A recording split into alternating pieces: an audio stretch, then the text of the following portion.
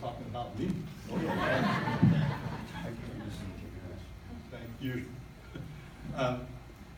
Reverend Bigsby, Gamaliel family, I really want to thank you for that kind introduction.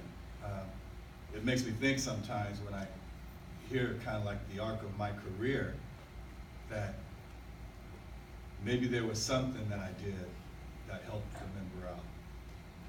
And I'll share this with you because I think the work that you do, the work that I've tried to do, is about helping people. And I'll just give you a short little anecdote here.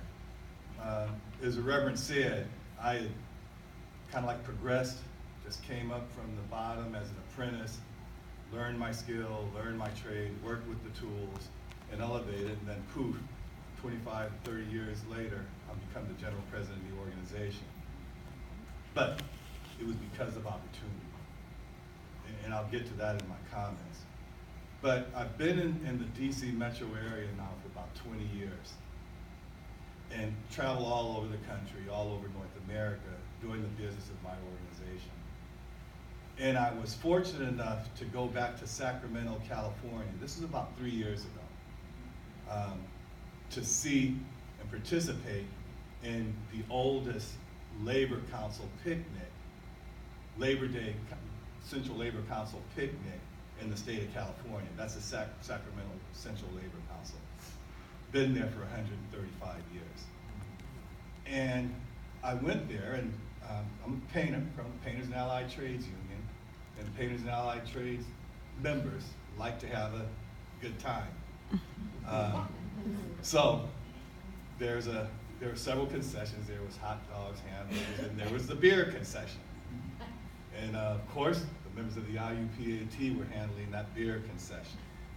And it being Sacramento, it being September, it being hot, I decided to get myself a beer. And I walked over and I saw the young man, so I call him a young man, that was handling the concession, just smiling from ear to ear. Just smiling. I didn't recognize him, but he recognized me. He says, "Well, Ken, you don't remember me, do you?" And I looked at him, I said, "Yeah, Jack Wolf.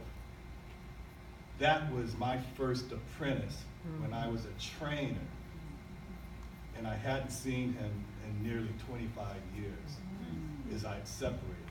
And I said, "Well, how you doing?" We hugged, exchanged pleasantries. "How you doing?" "Well, I'm here in Sacramento, and I remember some of the things that you taught me in school. You know, I became a floor covering installer. I journeyed out.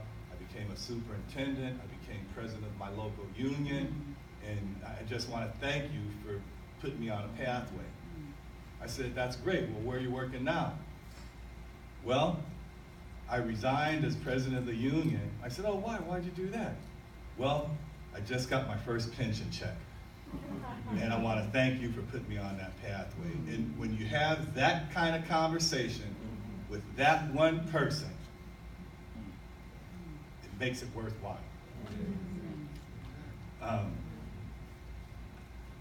I do want to also thank some of my team that's here. Right here in the front of the room, I have Jimmy, I have Rosa, I have Tamara, I have Nadie, and I have Jack. These are folks that help me do what I do, because I will tell you, just like you know here in Gamaliel, you can't do it alone. Right? There's just no way you can do it alone. If you think you're going to do it alone, you're going to be alone. And you can't make anything happen.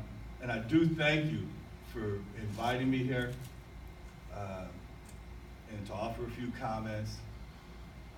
I hope they're received in the spirit that I'm trying to give them. I know that I don't know, but I know that things have to be fixed. Facing race and power, it's a real challenge. And in this sacred place, I'll probably go off script a couple of times. I hope you bear with me. It's kind of like the way I roll. But I was surprised, pleasantly surprised, to see that quote by James Baldwin.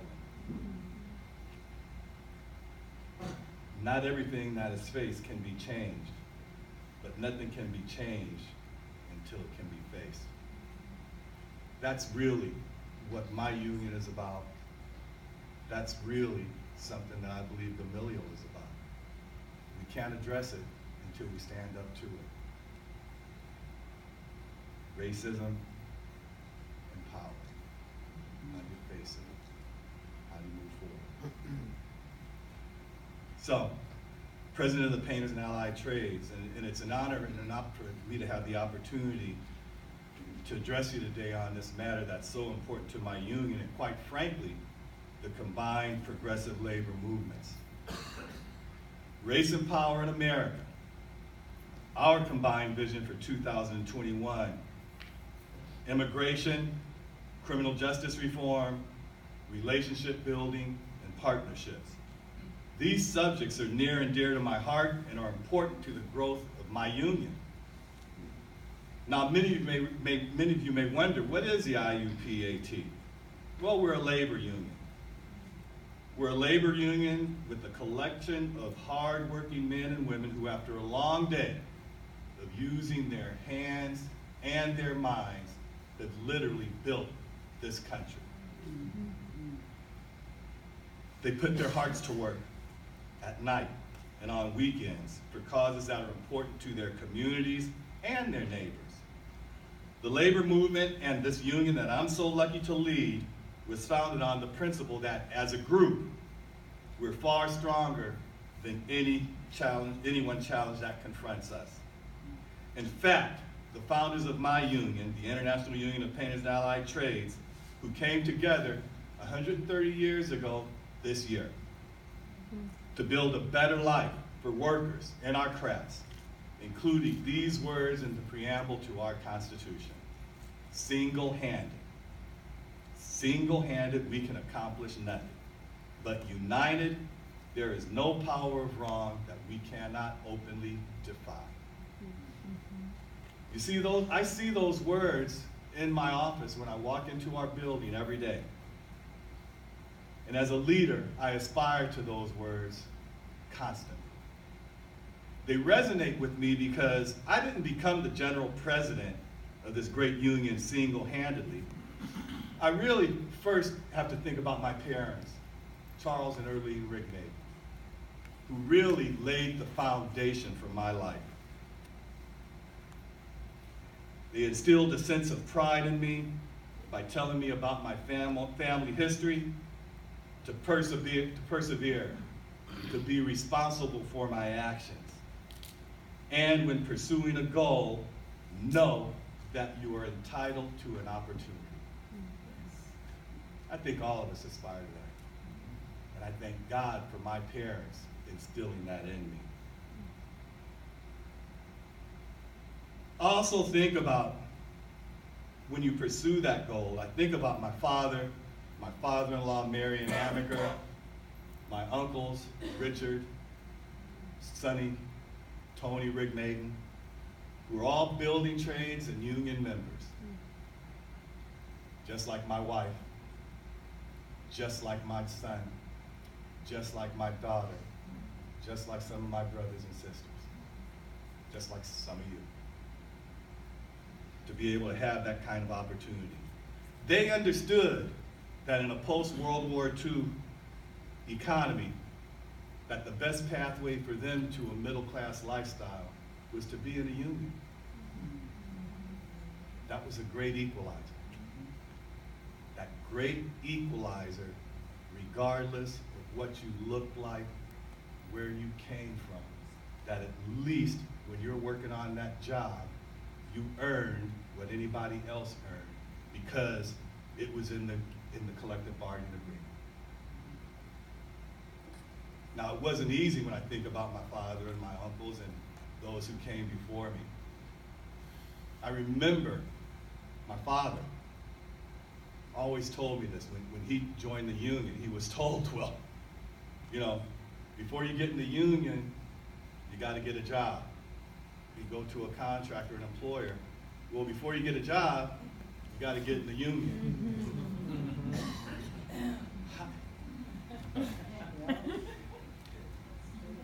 So he was fortunate enough to find a contractor who was willing to take a shot with him.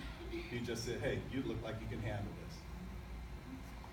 You go down to the Labor Union Temple on Valdez Street in Oakland, California. This is like 1947.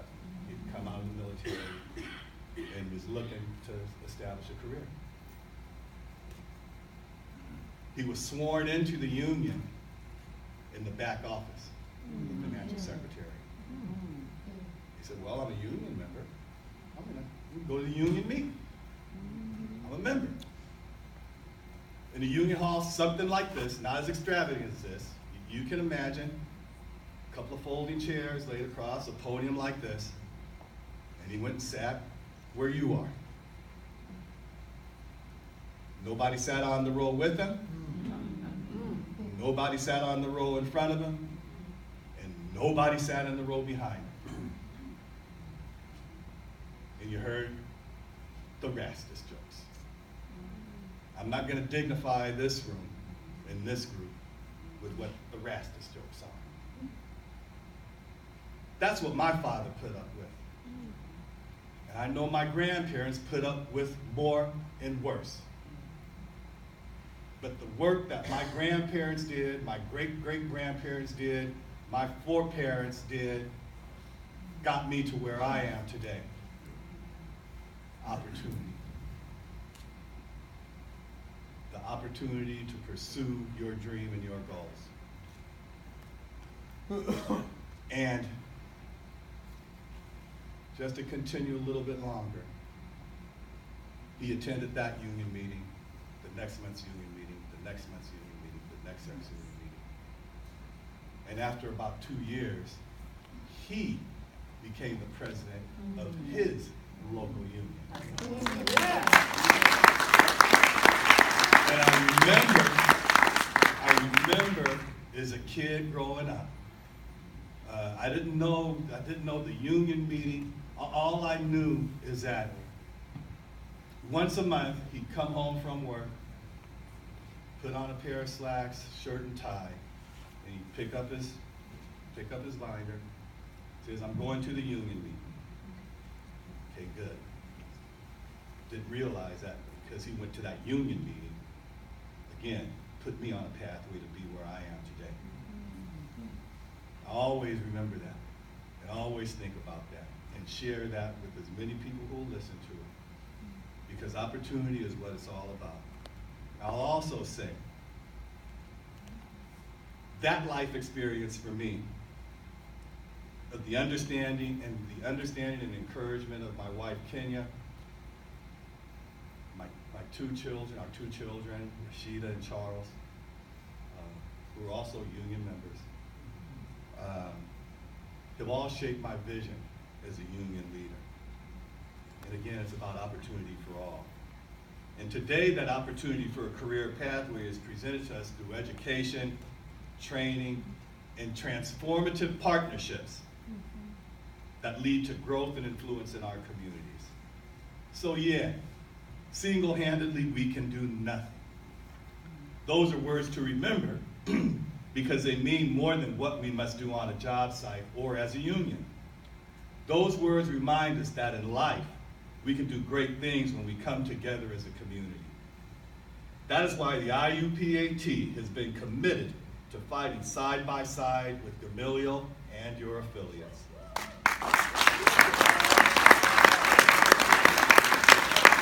I'm so glad and so thankful and so happy that you allow me to stand before you today, because while currently things in this country may appear to be very bleak for working men and women, maybe, but it's partnerships like the ones that can develop in this very room that can lift up workers and communities and begin to turn the tide that has been rising in this country for some time now. Yes. I was told at lunch today, yes, sometimes that happens because you haven't been paying attention. Mm-hmm. Sometimes you get what you need. Mm-hmm. So my mother-in-law told me that. I didn't understand. Sometimes that phrase says, well, you know what, Kenny, sometimes God gives you what you need. And sometimes God has to get our attention. And so the election of Donald Trump may have shocked many of us in this room. However, it didn't really come as a shock to me. Working men and women have been left out of this economy. Neither party, Democrat nor Republican, has served the interest of the working class for quite some time now. And we in the labor movement have seen the strategic rollback of regulations on business, health and safety, real wages for workers, and the lack of upward mobility for working people in today's economy. Not just recently, for decades. It didn't happen overnight. It's been like this as a process. What seems different today, though, is that the agenda of those who seek to do harm on working people is less coded and more intertwined with outright racial and xenophobic language. Yep. You feel me on that, right?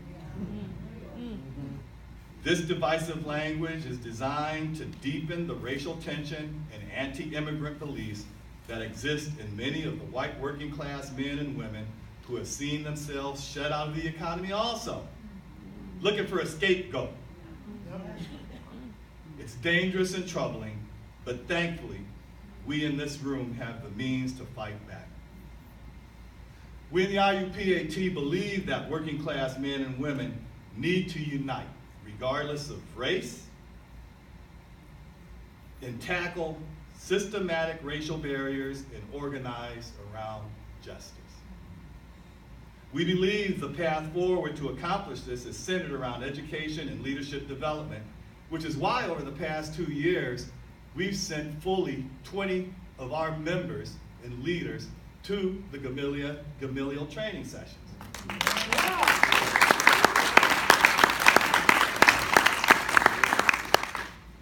My new friend mentioned people like Clay Rogers, people like Jack Hayne.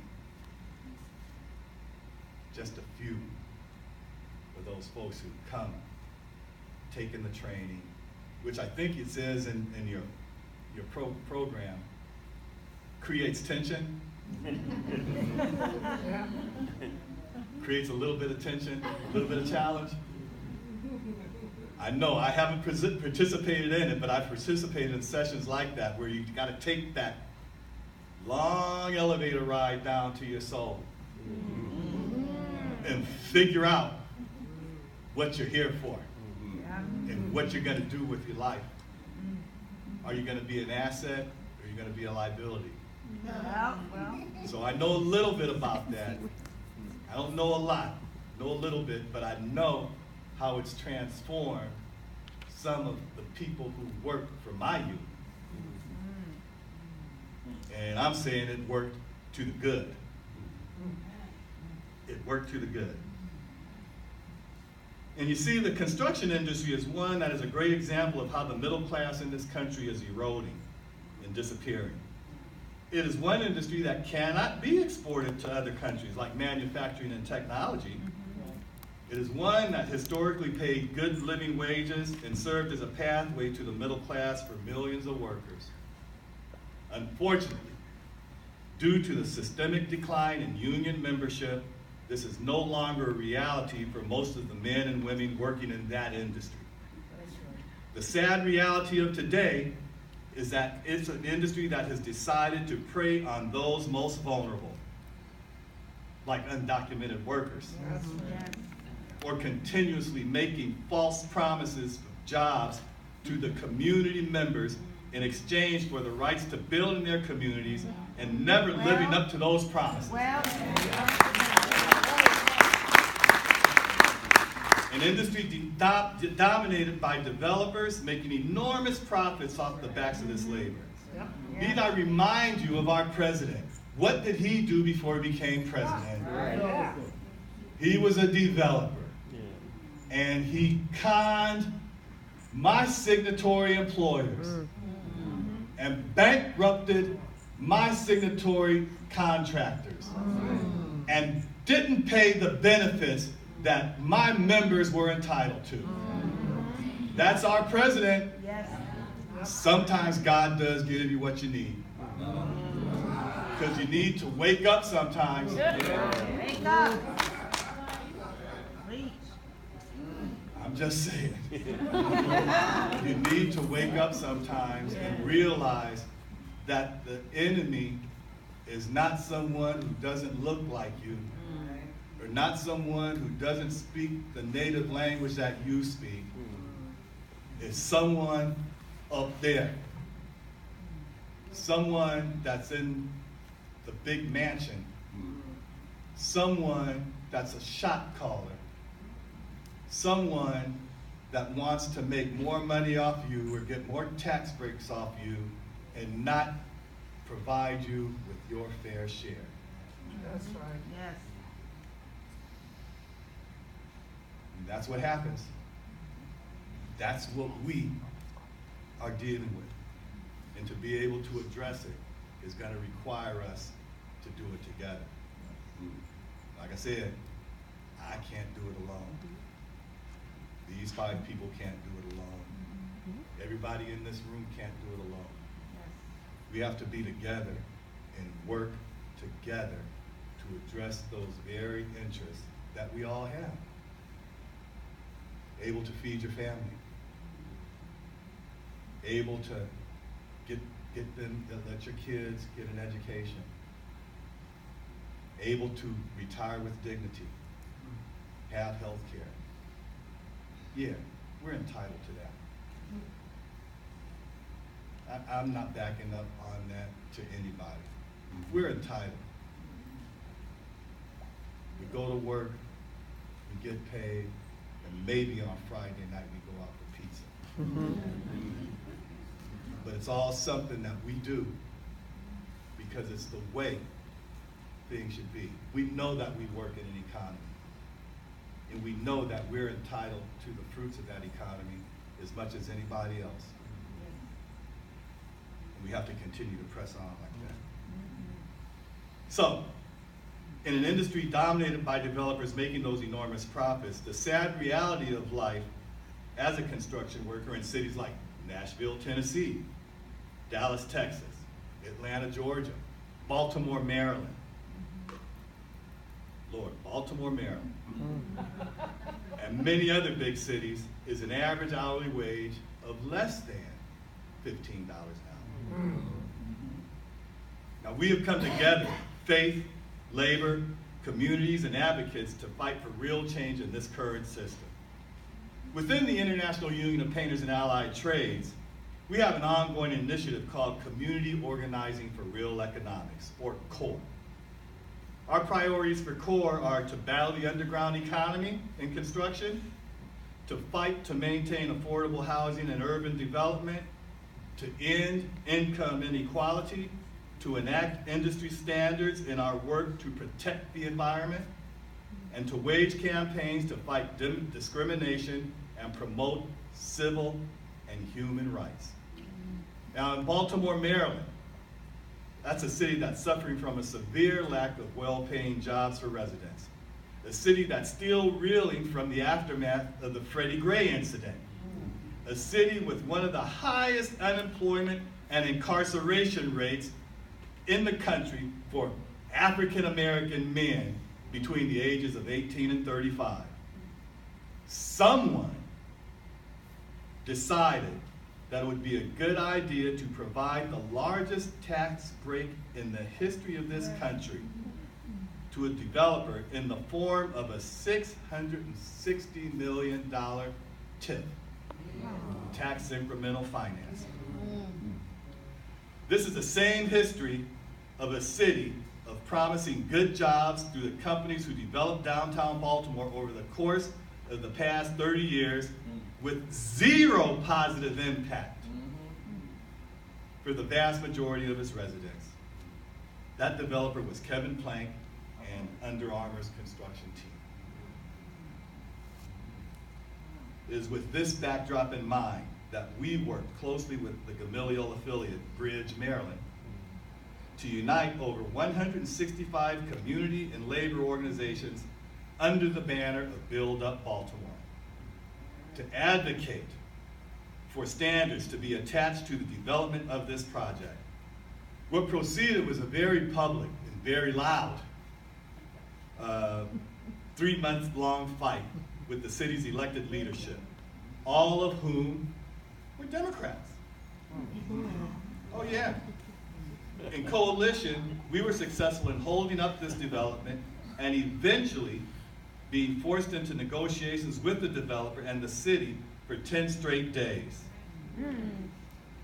While we were unsuccessful in getting the city and the developer to agree to all of our standards and demands, we weren't able to get them to agree to increase the percentage of Baltimore residents that will work on the project, as well as increase the number of affordable housing units, the number of apprentices, and get the developer to agree to a $23 an hour minimum wage.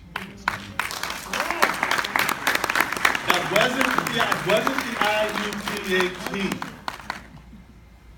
That was Bridge. That was those 165 other community groups that came together and showed that city council what power is. Yes. That's what it was. It wasn't us. I want you to know that one thing that the IUPAT has learned over our wild history is that we know that we don't have to lead everything. We need to be able to follow. My predecessor told me, kid, sometimes to be a good leader, you have to know how to follow. And there's nothing wrong with that. Because if you're following and you're working together, that's where the power is. While we viewed this as a minor victory for the residents of Baltimore, the real victory was again showing the city the power we have when we come together. Thanks to the leadership of Reverend Tillman, of Reverend Murray, we put the entire political and business establishment of Baltimore on notice that we'll be there to fight for economic justice. It is with fights like these that we can truly begin to build power again for working people. I want to turn to immigration for a moment. We all know the effect of immigration, what it had on the past election, and the divisive rhetoric that was used to inflame working class people to vote against their own economic self-interest. Nowhere is this issue any more confusing or inflammatory within my own union. I'll give you a little background on that. The election was in 2016. Late 2015, I sent out a survey to our membership, entire membership. Had 17 names on it. Those 17 names were all the Democrats and Republicans who were running for president, with the exception of 2. One was Scott Walker out of Wisconsin because of what he did to dang near destroy public sector unions in the state. And the other person was Donald Trump for his stance on immigrants and how all immigrants are is just people who don't have a value to this country. Came in, survey was completed. Hillary Clinton was the highest vote getter, followed closely by Bernie Sanders. Third highest vote getter wasn't on the ballot. Donald Trump. So, don't tell me I don't have a diverse union. That's an opportunity to educate and train, and that's what the IUPAT does. That's what I do. That's what I do with my team to move forward. I know my time is running out. I do want to talk about one person, a person by the name of Hugo Mejia, out of San Rafael, California, a Mexican immigrant who crossed the border almost 10 years ago, joined our union, worked to raise a family, has paid his taxes and union dues, has never missed a union meeting, has never missed a payment of his dues, has never committed a crime in this country, sought asylum in this country, and going to work late last April, he was picked up by ICE. And he's been incarcerated, detained, I guess is the word they use, since then. He's a member of my union. He pays my salary. I'm not going to represent him. I'll tell any member of my organization who says he broke the law. That's the real world stuff out there. I've got other members in that same position. They're frightened. Am I going to be picked up? Not for doing some heinous crime, for going to work as a taxpayer. Are you kidding me? No, unfortunately, no. I just want to close by saying that being a part of my union has been the ride of a lifetime. By being blessed to have people that gave me opportunities, provided me with opportunities. They didn't give me anything. They got nothing but an opportunity. That's all I want for every person in this room, for every member in my organization, help for society. Opportunity. Free from racism, sexism, any other kind of ism that tries to separate us as human beings. We got to move forward together. We got to challenge mass incarceration. We got to challenge income inequality, housing discrimination, safe job sites. We have to challenge all of that, because if nobody does it, if we don't do it, nobody will. So again, I want to thank you for your time. I know I went long. Sorry about that. I could go longer, but I won't. But again, the partnership with the IUPAT and Gamaliel and its affiliates is vital to us. We can learn from each other. We can build power together. Thank you.